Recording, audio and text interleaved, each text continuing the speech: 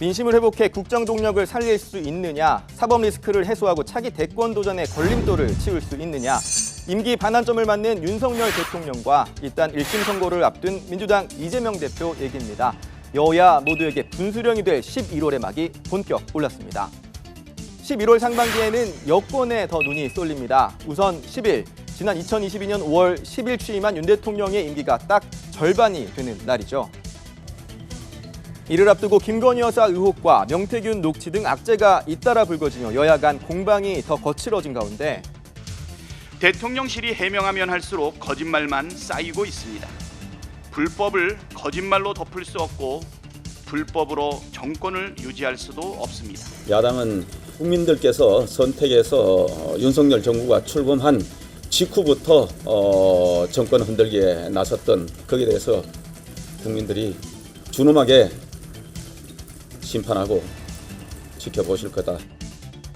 취임 뒤 가장 저조한 지지율 속에서 임기 후반기를 맞게 된 윤 대통령이 제기된 의혹들에 대해 국민 눈높이에 맞는 해법을 내놔 임기 반환점을 변곡점으로 만들 수 있을지 주목됩니다. 전국 상황은 녹록지 않습니다. 10일에 이어 14일에는 야권 주도로 세 번째로 발의된 김건희 여사 특검법의 본회의 표결이 예정돼 있습니다. 이후 윤 대통령의 거부권 행사와 국회 재표결 수순으로 이어질 것으로 예상되는데 14일 투표는 실명, 기명 투표로 이루어지지만 앞선 무기명 재표결 때 여당 내 4표의 이탈표가 나온 상황에서 이루어지는 표결인 만큼 여야 모두 촉각을 곤두세우고 있습니다. 바로 다음 날인 15일에는 민주당 이재명 대표에 대한 법원의 첫 1심 선고가 이루어집니다. 이날 선고는 지난 대선 국면에서 거짓 발언을 한 혐의로 기소된 이 대표의 공직선거법 위반 여부를 따지는 재판 1심 선고입니다.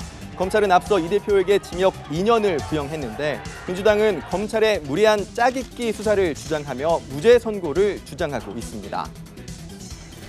우리 민주당, 그리고 저도 여러 차례 얘기했듯이 이재명 대표의 1심 선고되는 공직선거법과 위중교사 부분은 저는 무죄를 확신하고 있고, 반면 국민의힘은 민주당이 기승전 이재명 방탄에 초점을 맞추고 의회 독재와 사법 시스템 난도질을 서슴지 않고 있다면서 이 대표의 1심 선고 공판 생중계까지 법원에 요청한 상황입니다.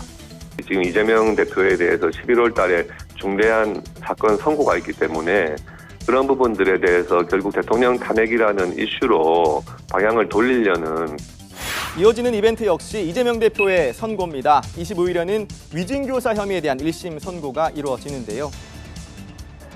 검찰은 앞서 이 혐의에 대해 징역 3년을 구형했습니다.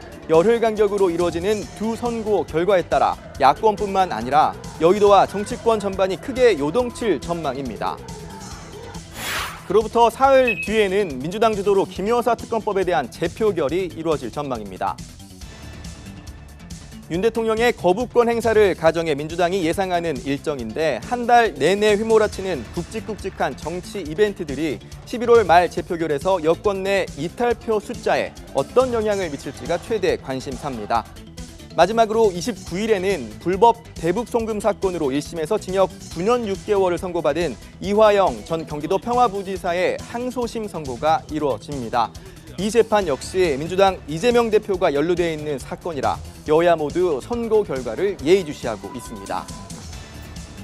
11월 초 현재 이 모든 사건에 직접 개입하지 않고 한 발짝 떨어져서 신중하게 관망하고 있는 한 사람도 있습니다. 바로 국민의힘 한동훈 대표인데요. 대통령실을 향해 특별감찰관 수용과 김 여사 문제 해결을 촉구하고 있지만 겨울이 오기 전에 11월에 먼저 매듭 지어야 할 것들이 있습니다. 김 여사 관련 문제에 관해서 우려와 걱정이 있고 그 문제가 주요한 부분이라는 것은 분명합니다. 야권이 공개한 명태균 녹취 등에 대해선 극도로 말을 아끼고 있는 한 대표. 만약에 실제로 공관이 보고 받았다면 당무 개입이라고 생각하시나요? 민주당을 향해서는 공세 수위를 끌어올리는 동시에 이 대표가 내미는 손에도 뜨뜻미지근한 반응을 보이는 등 적당히 거리를 두는 모습입니다.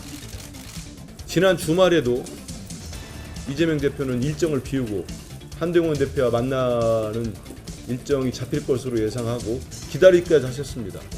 그런데 무슨 연유인지 한동훈 대표 측으로부터 연락이 오지 않습니다. 이렇게 굵직굵직한 정치적 일정들이 한 달 안에 휘몰아쳤던 때가 과거에 또 있었나 싶을 정도인데요.